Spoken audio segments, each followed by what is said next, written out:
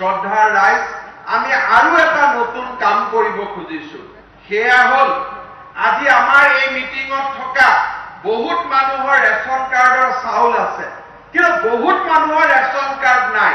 কাৰ কাৰ নাই হাত দাঙকচোন, যাৰ ৰেচন কাৰ্ড নাই। এতিয়া আমি দেখা পাওঁ, মই য'ত মিটিঙত যাওঁ তাত দেখা পাওঁ যে 20% মানুহৰ আজিও ৰেচন কাৰ্ড নাই।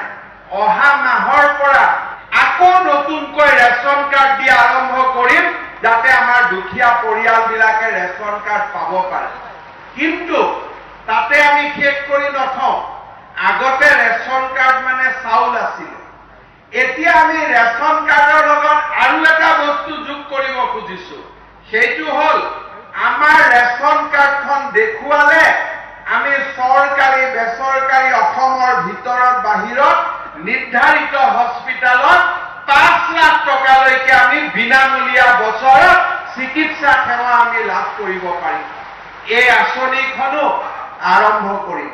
অৰুণোদয় হওক, ধান ক্ৰয় হওক, আজি 1 লাখ চৰকাৰী চাকৰি হওক, আৰু তাৰ লগত ৰেচন কাৰ্ড হওক, ৰেচন কাৰ্ডৰ লগত প্ৰধানমন্ত্ৰী মুখ্যমন্ত্ৰীৰ আয়ুষ্মান ভাৰত হওক, সমগ্ৰ অসমৰ দৰিদ্ৰ জনগণৰ কাষত আজি আমাৰ চৰকাৰখন থিয় হৈছে। এফালে উন্নয়নৰ নতুন দিগন্ত অনা হৈছে, আনফালে অসমৰ দৰিদ্ৰ নিবনুৱা যুৱক যুৱতী ৰাইজৰ লগত আমি থিয় হৈছো। অসম চৰকাৰে আমাৰ জাতীয় জীৱনৰ ঐতিহ্য ৰাষ্ট্ৰীয় মানচিত্ৰত লৈ যাবলৈ প্ৰয়াস কৰিছে।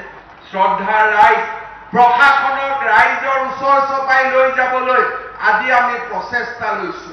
আগতে যদি এমপ্লয়মেণ্ট এক্সচেঞ্জৰ ৰেজিষ্ট্ৰেশ্যন কৰিব লাগে, আমি চৰকাৰী কাৰ্যালয়ত আহি অপেক্ষা কৰিব লাগে। আজি আমি কৈছো নহয়, ঘৰৰ পৰাই আমি ৰেজিষ্ট্ৰেশ্যন কৰিব পাৰিব লাগিব। লাইচেন্স এখন ল'বৰ কাৰণে দ্বিতীয় অফিচত দালালৰ হাত পাতিব লাগে। আজি আমি কৈছো নহয়, ঘৰৰ পৰাই কম্পিউটাৰত আমি লাইচেন্স পাব লাগিব। প্ৰশাসনক ৰাইজৰ ওচৰ চপাই লৈ অহাৰ আজি আমি প্ৰচেষ্টা আৰম্ভ কৰিছো। যোৱাবাৰ আমি মিছন বসুন্ধৰা আৰম্ভ কৰিছিলো। 7 লাখ লোকে মাটিৰ ওপৰত নিজৰ অধিকাৰ পাইছিলে।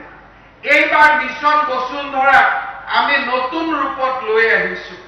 চৰকাৰী মাটিত আমি যুগ যুগ ধৰি বাস কৰিছো, কিন্তু আমাৰ মাটিৰ কাগজ পত্ৰ নাই।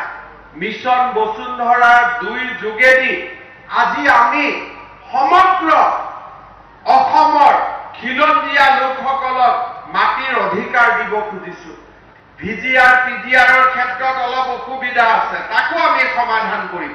কিন্তু বাকী সকলো ধৰণৰ মাটিৰ পট্টা আমি মিছন বসুন্ধৰাৰ 2 যোগেদি আমি পাব।